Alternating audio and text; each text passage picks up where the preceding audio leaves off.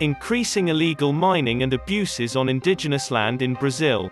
One of Brazil's largest indigenous reservations saw a record number of illegal gold mining last year, with disturbing accusations of atrocities perpetrated by miners, including extortion of sexual favors from women and children.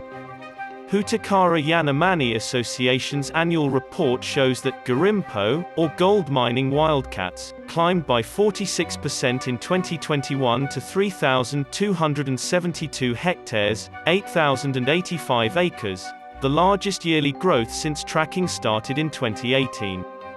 Hey. Using satellite pictures and conversations with locals, the indigenous rights organization concluded that this is the worst period of invasion since the reserve was founded 30 years ago. It has resulted in a rise in malaria and other infectious illnesses, as well as a scary rise in violence against indigenous peoples in addition to deforestation and water pollution. During recent years, prices for gold have gone up a lot. People in the Amazon have been illegally mining for gold a lot because of this. Figures released by the Brazilian government show that mining caused the destruction of roughly 50 square miles of the Brazilian Amazon last year.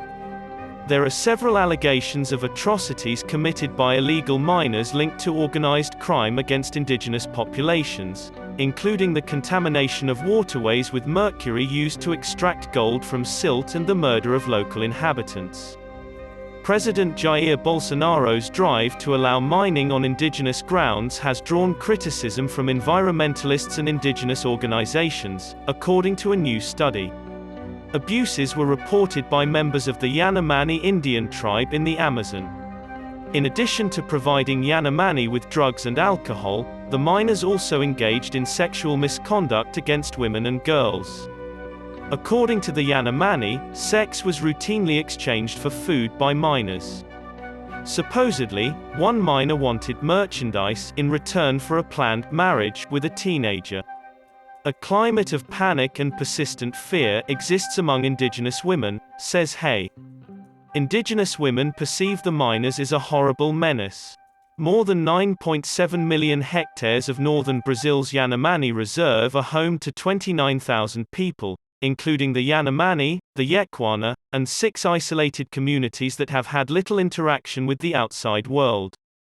Questions to Brazilian environmental and indigenous agencies went unanswered.